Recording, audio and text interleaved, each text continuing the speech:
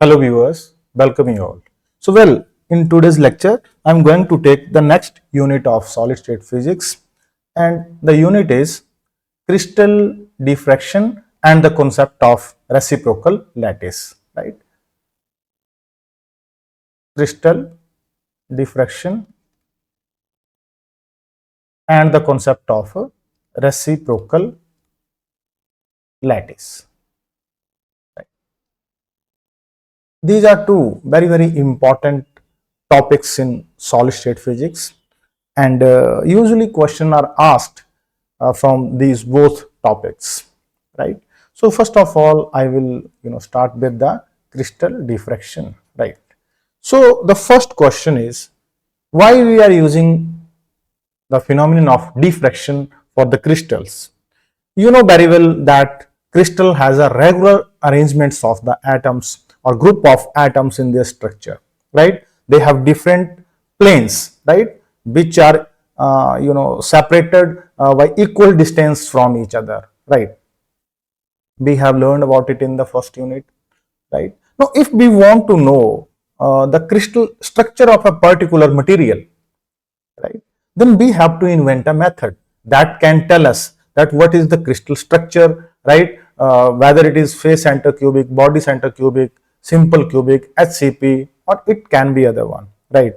What is the interplanar spacing, right? So all these things we want to know. Only then we can tell that what is the type of this material. So you know very well that there is no way of directly looking at the crystal structure, because atoms are very small entities. We can't see them with the naked eyes. So that's why we are using the concept of diffraction, right, an optical phenomenon for the study of crystal structures, right? We also know very well that what is the requirement for diffraction. The requirement is the size of the obstacles, right, that is d. It should be comparable with the wavelength of the wave used. Only then we can observe diffraction very clearly. This is the basic requirement, right? So now here, for the study of crystal structure, we are going to use this property of waves, right? And obviously we are going to use electromagnetic waves, or we can use even a particles, right? Because particle also have wave like properties associated with them. So that's why for the study of crystal structure we are using either X-ray, right, neutrons, right, or even electrons, right? Because X-rays are electromagnetic waves, right? So obviously they have wave properties. But as far as neutron and electron are concerned, we know very well that these small particles, elementary particles, do have wave like properties associated with them, and they can show diffraction, right?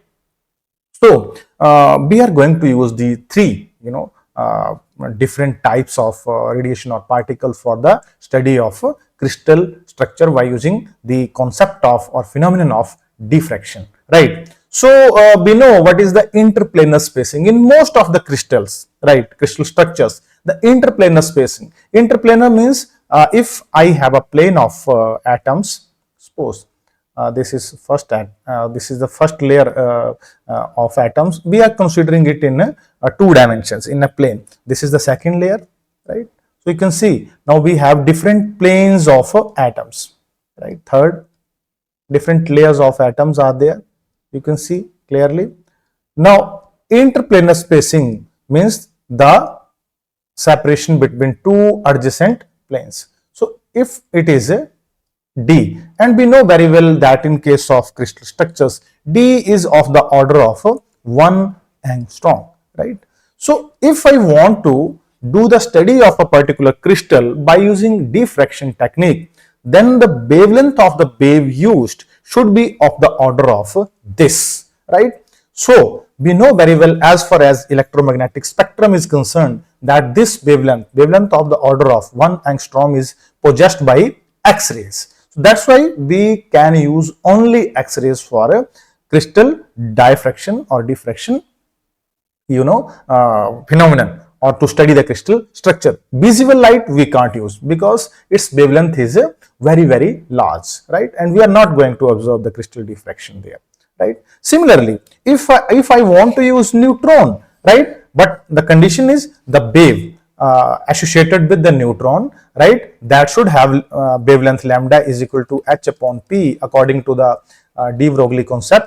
It should be of the order of 1 angstrom, right? So we know very well we can calculate the energy of the neutron required, because from here P is equal to h upon lambda, right? So putting the value of h and lambda, I can calculate the energy, momentum P, and then I can calculate the energy E. E is equal to P square upon 2 times mass of a neutron. So if we calculate it, it comes out to be 0.08 electron volt. So usually question is asked, right? You will be given that if we are using neutrons in crystal diffraction, right, then what is the energy of the neutron? So the energy should be of the order of this range, right? Similarly, if I was using X-rays, then again the same thing, E is equal to h nu. So it can be h c upon lambda. If I put the value of lambda c h, I got E in the range of, for X-ray we know we have a range of wavelength. So it comes out to be from 10 electron volt to 50 electron volt. So this is the range of the energy of gamma rays, X-rays that are used for crystal diffraction. Similarly, we can use electrons. The same concept. We know very well for electrons, lambda is equal to h upon p. So p is equal to h upon lambda, right? We put the value of lambda and h. Lambda is 1 angstrom. Then we can find out the value of p. Then we can find out the value of energy, right? P square upon 2me. So we can calculate the energy in the same way. So you can be asked question from here that you are using neutron, electron, or X-rays, then what is the energy, right, requirement, or what is the wavelength requirement, or why we can't observe crystal diffraction with the visible light, right? Now this was the first thing. Now the second thing, we have a very important law that tell us the condition for the observing crystal diffraction pattern, right? And the law was given by Bragg, that we call as Bragg's law, right?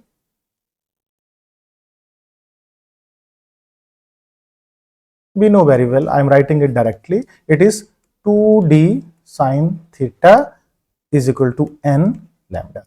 This is the condition that should be satisfied if we are observing the diffraction in the crystal structure, and we are getting the maxima in the diffracted or diffracted beam of the waves, right? This condition should be satisfied, right?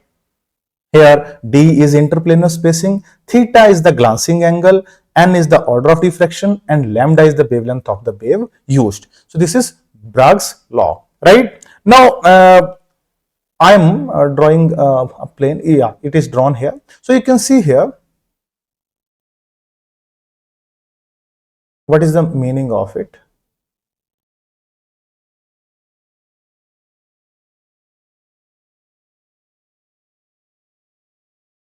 I am explaining it to you briefly.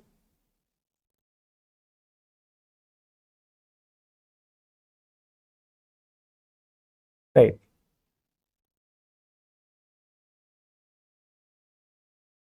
If we have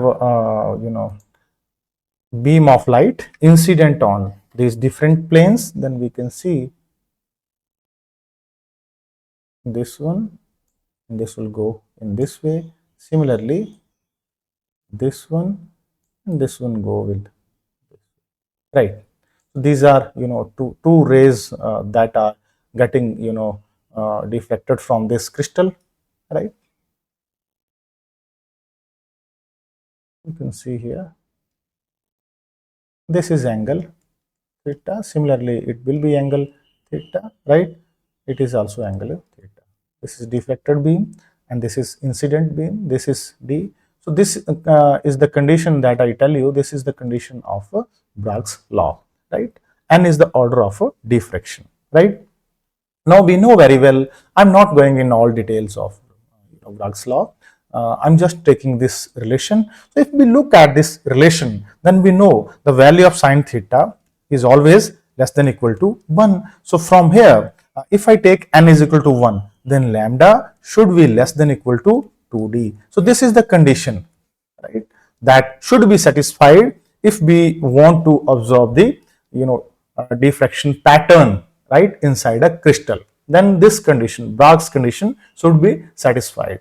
What is the meaning of it? The meaning is that when diffraction takes place and there is a constructive interference between these two beams, right, two waves, then only we will observe maxima and we can then analyze that diffracted beam. But if there is destructive interference, we are not going to get the diffracted beam there, because intensity will become 0. So in order to get maxima, this condition should be satisfied. 2d sine theta is equal to n lambda, right? So, and this is the requirement. Wavelength of the light or the wave that is used for this should be less than equal to 2d, right? I told you in the beginning. So this is the requirement, right? Now there is modification to this Bragg's law, right? Modification. Yeah, modified form of Bragg's law. Now you can see here, I want to tell you one thing that I forget, that this Bragg's law condition is derived when we are taking into consideration the diffraction by the atomic planes, right? We are not considering individual atoms or a group of atoms. We are considering the planes here in case of Bragg's law derivation, right? So I told you that in this case we have assumed that this glancing angle or angle of incidence is theta here and it is also theta here. But we know very well that when this beam of light, this particular this ray will enter inside the crystal, right? Obviously it will get deflected and its wavelength will change, right? It will get deflected, right? Or we can say refracted, right, in terms of optics. So obviously the angle that we find here, it won't be equal to theta, because here this incidence, this ray of light is incident in different medium, but here it is incidence in different medium. When this ray enter inside the crystal, there is different environment.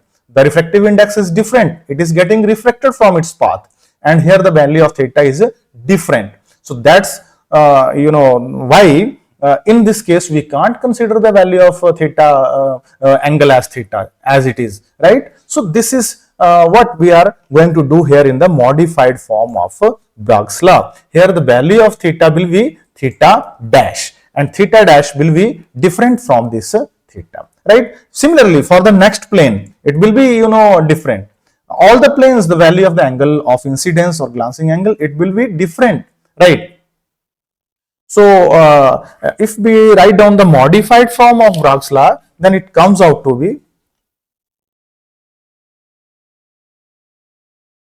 n lambda is equal to 2d sine theta into 1 minus 4 d square, right, into delta divided by n lambda square into refractive index square. So this is the modified form of this, right, Bragg's law, that was 2d sine theta is equal to n lambda, right? Now you can see here, right, delta. So delta is what? Delta is 1 minus mu, refractive index, right?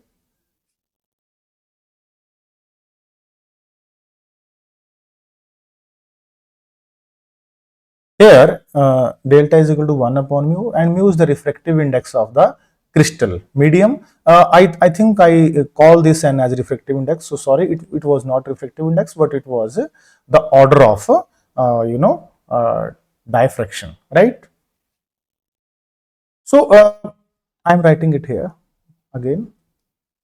N lambda is equal to 2d sine theta into 1 minus 4 d square delta upon n square lambda square. So all these terms are clear. N is the order of diffraction, lambda is wavelength of the wave used, 2d d is interplanar spacing, theta is glancing angle, delta is 1 minus mu. Here mu is the refractive index of the crystal medium. So you can see here, if the value of n is very large, right, it is very large, in that case this factor will become negligible, and we have n lambda is equal to 2d sine theta. This is Bragg's law. So we can say that the Bragg's law is valid, right? This Bragg's law is valid in this form only for higher values of n, right? When we are taking higher order of diffraction into account, right? But if we have smaller values of n, right, this, right, in that case we cannot ignore this term and we will have this modified form, right? So this is the modified form of Bragg's law, right? Now I am going to the next topic, that is also related to the this Bragg's law, and that is Liouville diffraction equations.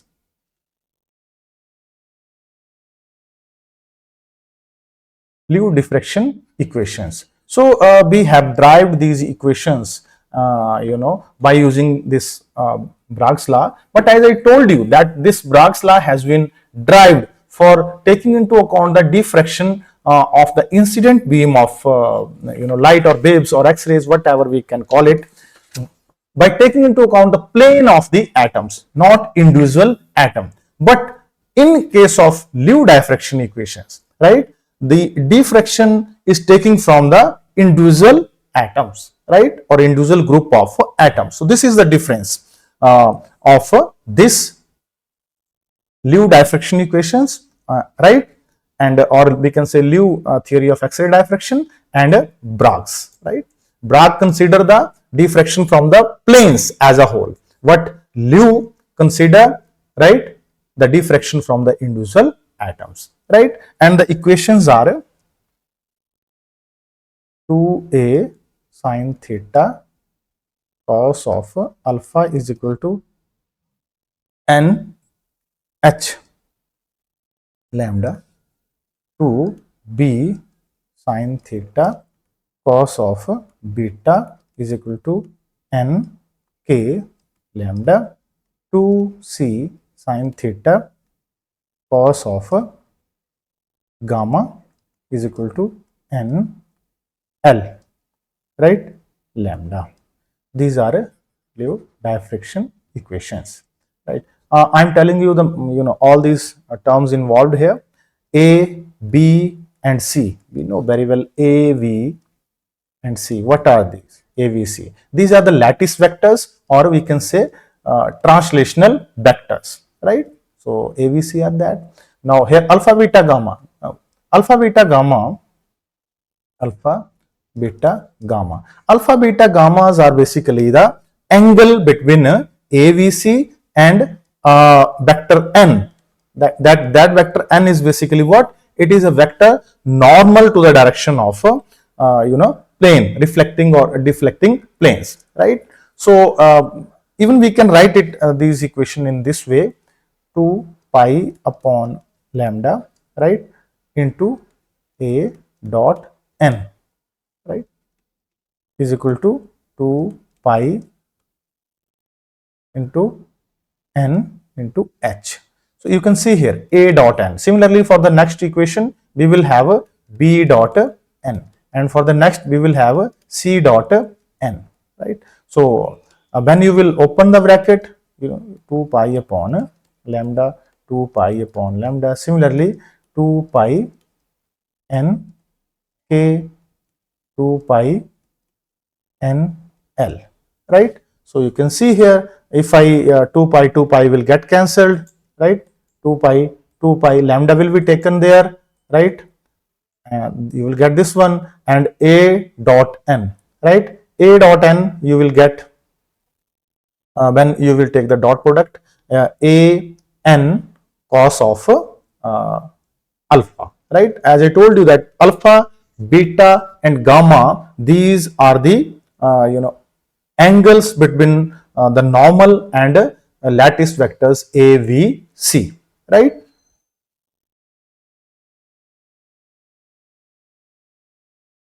So I can write even in this form, A n cos of alpha is equal to n h lambda. So n here it is equal to 2 sine theta. So when I will put the value, I will get 2a sine theta cos of alpha is equal to n h lambda. So same thing, right? This one, this equation, right? So once again I'm saying that A, B, C are translational vectors. We have to, remember it, or lattice vectors. Theta is the glancing angle, or angle of incidence. Alpha, beta, gammas are the angle between n and AVC. N again I am saying scattering normal. It is a normal to the scattering or deflecting plane of the atoms, right? In this way we can say it is a normal, right? And then these are the conditions or equations which we call as Liu diffraction equations, right? So we have to remember these equations also, right? Now this is about the crystal diffraction. Now I am going further to the second topic, that is concept of reciprocal lattice.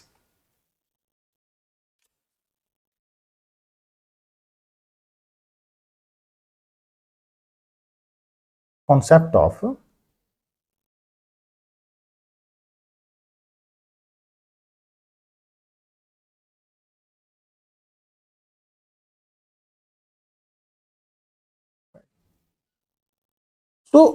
reciprocal means, we know very well what is the meaning of reciprocal. Reciprocal means one upon something, we can say. So here the concept of reciprocal lattice, in fact. So what is reciprocal lattice? So if we look at the lattice, crystal lattice, we know it is, the collection of points in space where we have placed individual atoms or group of atoms that lead to the formation of crystal structure. If we look at the crystal structure, then it has large number of planes, right, with different orientations. Now when the crystal diffraction is taking place, whether it is by X-ray or neutron or electrons, it is very difficult to tell that this diffraction pattern is coming from which plane of the atoms, because there are large number of planes, we can say infinite number of planes we can form inside the crystal structure by taking into account any direction. So in order to remove this problem, right, this concept of reciprocal lattice was invented, right? In this concept, I will tell you in brief that the in direct lattice, the atomic planes has been replaced by the points. It means now we are representing the whole plane, right, by a simple single point in this reciprocal space. So obviously the problem is now solved. When we will consider the diffraction, right, then we have to look at only that single point rather than the the whole plane, right? In reciprocal lattice, now as I told you that we are going to represent the single plane of atoms by a single point in this space, and then in this way we will have a collection of large number of points in this space. That collection of points will obviously have some periodicity, right, just like the direct lattice. So the lattice that is formed by this way, this lattice is called reciprocal lattice. So I think the thing is clear. In reciprocal lattice, we are going to represent the planes of the atom by single points, right? So in this way, we are going to reduce the nature of problem or decrease the nature of problem of analyzing different planes by using diffraction techniques, right? So how this reciprocal lattice is constructed? So for constructing a reciprocal lattice, first of all we consider a origin inside the direct lattice, right? We take it as a origin. Then from that origin we draw now normal to the all planes, right? For example, this is a plane of this is plane, then I will draw a normal to this plane. Similarly, that this is another plane, then I will also draw normal to this plane from this origin. So I will draw normal to all these planes from this origin. So obviously I will get a collection of points, right? But the thing is, the length of this each normal, right, that is d, right, it will be taken in such a way that it is directly proportional to the reciprocal of the interplanar spacing corresponding to that particular plane. Now it is a particular plane that is represented by Miller indices HKL, and we know very well that D is dependent on HKL, that for cubic lattice A upon under root of H square plus K square plus L square. So that's why I am writing here. So this length of this, we will take the length of this normal, inversely proportional to the, interplanar spacing corresponding to this particular plane. Then we will make a point. Suppose this length comes out to be this one. Then I will place a point at this position. Similarly, I place a point at this position, this position, this position. In the same way, you can see now I am getting a new kind of lattice. So that lattice now formed is known as a reciprocal lattice, right? So I think the thing is very clear, right? So this is the concept of reciprocal lattice, right? And I told you that the length of this reciprocal vector from origin to here, it will be, given as this, inversely proportional to the interplanar spacing, right? I can write in terms of vector form, if it is this, sigma HKL is equal to K, where is K is a constant, divided by D HKL and N. What is N? N is the vector that gives the direction. And what is the direction of this reciprocal lattice vector? It is always normal to that plane here. You can see it is normal to this plane. So this K is constant, this is the direction, right? Unit vector in the direction normal to the plane, and this is interplanar spacing. So this sigma HKL is what? It is the reciprocal lattice vector, right? So we have to, remember all these things. Now, if I write down, the reciprocal lattice vector in terms of, translational vectors AVC, right? Then, and for convenience, we are taking K is equal to 2 pi, right? Then in that case, I can write the reciprocal lattice vectors. I was saying that I can write it sigma HKL is equal to 2 pi upon D HKL into N unit vector. So this is the reciprocal lattice vector. Now, if we want to write a reciprocal lattice vector in this reciprocal lattice, right, then first of all, we have to define the 3 axes, right? Because in the reciprocal lattice, we can also form a unit cell, just in the case of direct lattice. And in direct lattice, we have 3 lattice vectors or translational vectors A, B, C. So corresponding to these 3 AVC, right? AVC means, right,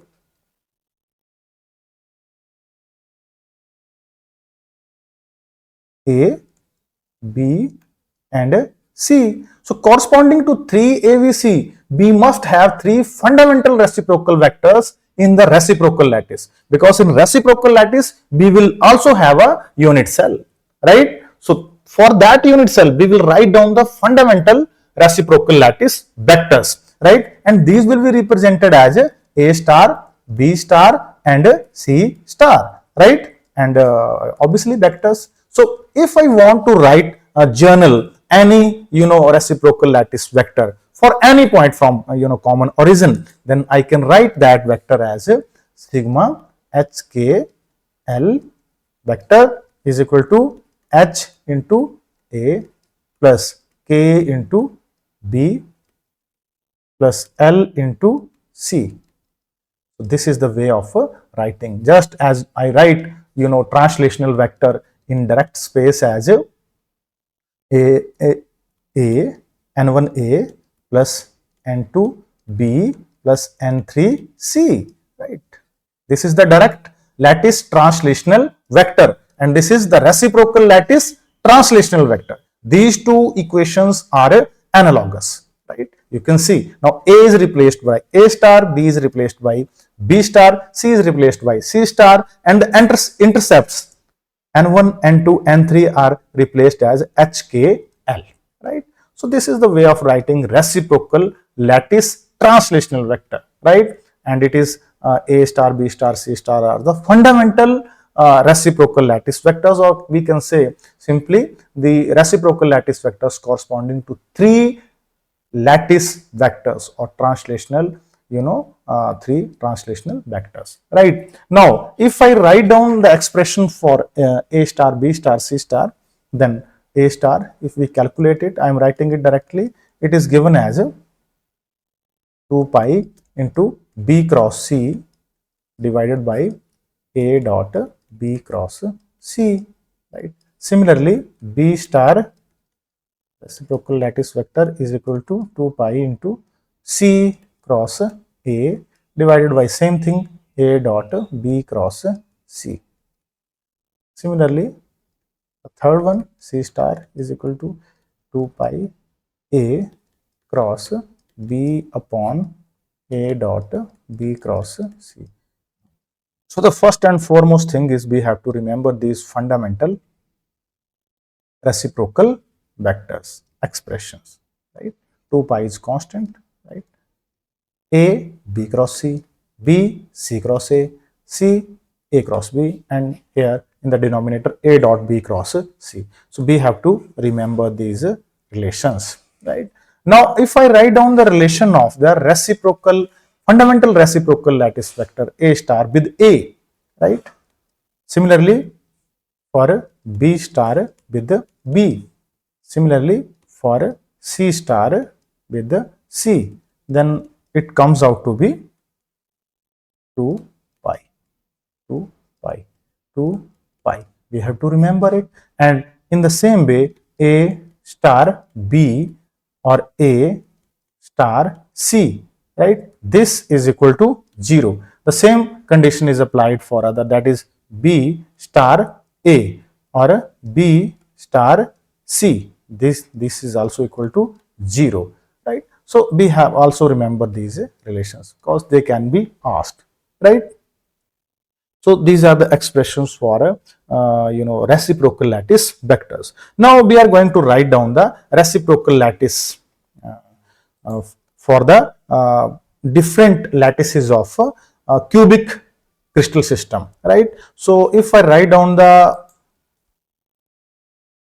reciprocal lattice to simple cubic structure, reciprocal lattice of the simple cubic structure, then what we have to do, simply we have to calculate A star, B star, C star, then it comes out to be for simple cubic A star is equal to 2 pi upon A into I. Similarly, B star vector is equal to 2 pi upon A into J. Similarly for C star, 2 pi upon A into K. This is the relation for the reciprocal lattice to simple cubic structure, right? Now I'm going for the case of BCC, body center cubic structure, right? So if I write down this A star in this case, then it is equal to 2 pi upon A into I plus J. Similarly for the next one, it will be 2 pi upon A into I plus J, I plus K, right? Similarly C star is equal to 2 pi upon A into I think here it was J plus K. In the first one it was J plus K, I plus K, and it is I plus J. We have to remember in this way that if I am using A star here, A means the vector associated, unit vector associated with A is I, so I won't be there. JK, V, J not be there. IK, C, K, I and j. So this is the condition or equations for the reciprocal lattice vectors for a BCC lattice, right? Now, if we look at these vectors, right, then these are the direct lattice vectors or translational vectors for FCC lattice. FCC. So we can see, we can say that BCC structure, body center cubic structure, or BCC lattice is the reciprocal lattice of FCC lattice, and vice versa, right? We can say, because when we find out the reciprocal lattice of BCC, the vectors that we got, these are the translational vectors, or we can say the primitive translational vectors or lattice vectors, they are of FCC lattice. So that's why I am saying that these two are reciprocal of each other. But if I look at the simple cubic, then in simple cubic we are getting these vectors, and these are again simple cubic. So we can say that simple cubic lattice is reciprocal of itself, right? It is not linked with FCC or BCC, right? Now I am coming to the third one, that is FCC.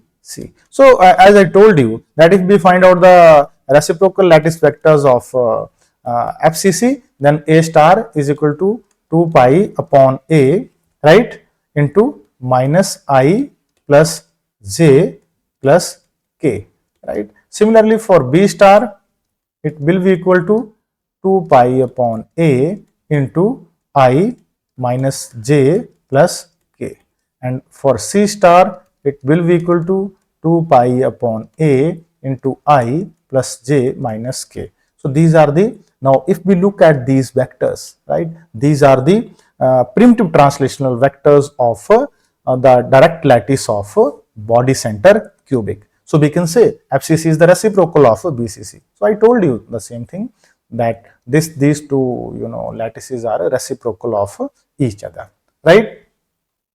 Now if we have to remember it, A means negative will be on I, B means negative will be on J, C means negative will be on K. So this is the way of remembering, right?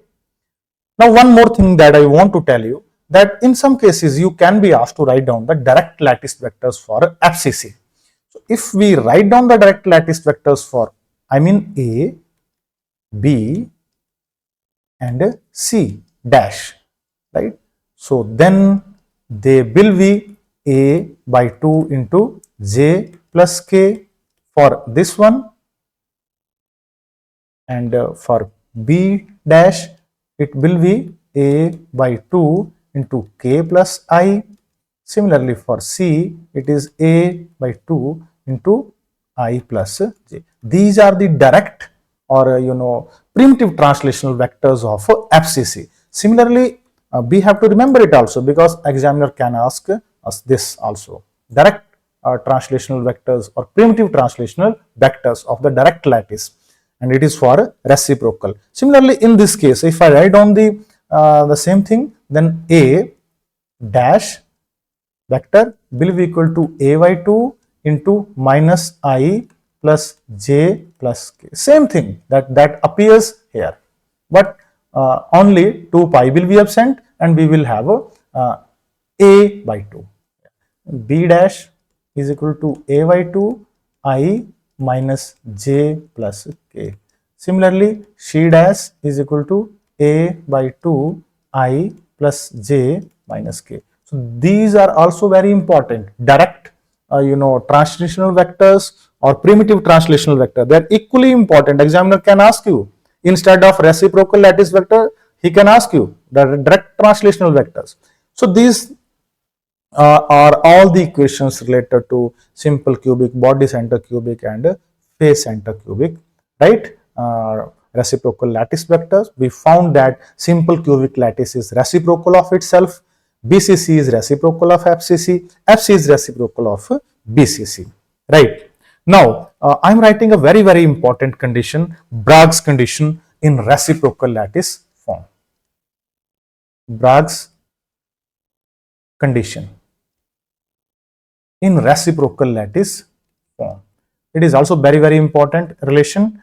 So it is 2k dot g, right, plus g square is equal to 0. This is the Bragg condition in reciprocal lattice form. Here k is a vector in the direction of incident beam of wave. G is the reciprocal lattice vector, and this is the required condition. To k dot z plus g square is equal to 0, right? So this is usually asked in the exams, that what is the Bragg's condition in for the reciprocal lattice, right? So this is the condition.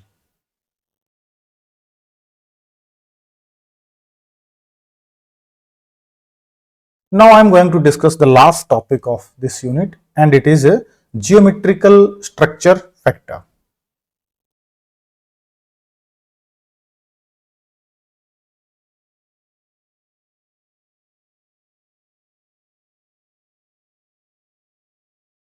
It is represented as capital F. So geometrical structure factor is basically, it is a factor that tell us about the ratio of the waves diffracted by the whole atom to the waves diffracted by individual electron. I can write it as F is equal to small f, right? Atom divided by small f electron, right? So you can see now here what we are doing, actually we are looking at the ratio of the amplitude of the waves diffracted by or we can say scattered, loosely we can say scattered by the whole atom and to a single electron. So this is called geometrical structure factor. Now this f small f electron is taken as 1, right? So we have geometrical structure factor F is equal to small f atom. So when we calculate this, it is found that geometrical structure factor depend upon the arrangement of the atoms inside the unit cell, because in a unit cell we can have different number of atoms. So this structure factor, amplitude of the waves diffracted by the unit cell, that will depend upon the arrangement. And when we calculate this structure factor F, it is found that this is equal to summation of j go from 1 to n small fi, right, into exponential of minus 2 pi iota into bracket u j h plus b j k plus w j l. This is the required expression. We have to remember it. It is very important. Here small fi is the scattering power of ith atom, right? So if I am calculating the structure factor, I have to take into account all the atoms. How many atoms are there in the unit cell? So that's why I go from 1 to n. If the unit cell have n atoms, then we have to simplify this equation number 1 for those n atoms. Fi exponential u j h plus v j k w j. Here u j, v j, w j are the intercepts of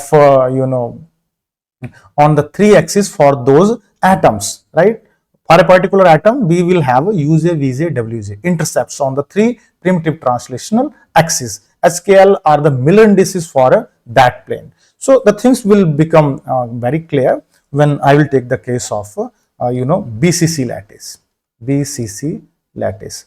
We are calculating the structure factor for BCC lattice. We know very well in body center cubic lattice we have 2 atoms per unit cell. One is at the center, right? That have uj, vj, and wj 0, 0. I mean intercepts, they are at origin, so 0. And the second atom we can say body center, that is at the corner, right? One atom is at the corner, we can say, because in body center cubic, right, one atom is present at the corners of unit cell, all the corners, and one atom is at the center. But when we calculated the number of atoms in body center cubic, there are 2 atoms, right?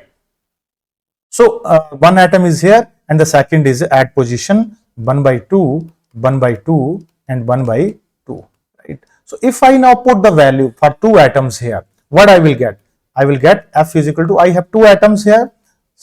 I took F as common, small f as common outside, right? 1 plus exponential of, right, minus iota pi bracket h plus k plus L after simplification. Now you can see here the value of the capital F will depend upon the value of h plus k plus L. If h plus k plus L is odd, right, then in that case this factor, right, will become equal to 0, because in that case this factor exponential of minus iota pi h k L, it will be minus 1. In that case, if it is minus 1, then this minus 1 will cancel with this one and we will get capital F is equal to 0. So the reflections, the diffraction beam coming from those planes for which h plus k plus L is odd, that will be absent, right? So we can say 1 0 0, right, or 1 1 1, right, or 1 2 1, not 1 to 1 because it is 2 to 1, right? All these, if for which simply the logic is h plus k plus L is odd, so these reflections will be absent in the, the deflected beams coming from the crystal atoms, right, crystal structure. But on the other hand, if we have this as even, then for even this is equal to plus 1. So in that case, this capital F will become 2 smaller f, f into 1 plus 1, 2f. So those reflections will be present, and those are like 110, 220, right, 200, right, 222, all these are present. So we will be able to observe only those reflections in the diffracted beam for which h plus k plus L is even, and if h plus k plus L is odd, then that reflections are absent. And question is asked from here, right, that you will be given particular, HKL, you will be found, check whether this reflection is present in the diffracted beam of the crystal in case of this lattice. So you can do it by simply remembering this relation or this relation, right? Now I am going to the second case. This is for FCC, phase center cubic lattice, right? Now in case of phase center cubic lattice, we have 4 atoms, right, per unit cell. So if I write down all the expression for 4 atoms, then I will get expression. I am writing down the condition only, that in that case capital F will be equal to 4f small f if all h k L are either even or odd. If all either even or odd, they are not mixed, then f is equal to 4f. But f is equal to 0 if they are mixed. Mixed means someone is even, someone is odd. In that case it is 0. For example, 1 1 1, 2 2 2, right, 3 3 3, right, these are all even, all odd, right, 4 4 4, right, these are present. But if I have 1 2 1, right, 2 1 0, right, they are all absent, right? So this is again the question that is asked from FCC lattice, right? So this is the geometrical structure factor. We have to remember these conditions for VCC and FCC lattice, because the question will be asked. Simply you will be given SKL combination and you will be asked whether this reflection is present or absent in case of this particular structure, FCC or BCC. So the rule is very clear here, this one and this one, this one and this one, right? And this is the formula for geometrical structure factor, right? So this is all about this chapter, that was crystal diffraction and the concept of reciprocal lattice. So we covered some important points. I didn't went into the all details, but I discussed only the important points of some topics which are very important. And in the next lecture, obviously I will either go to the numerical problems or I will take up the next topic, right? So thank you very much.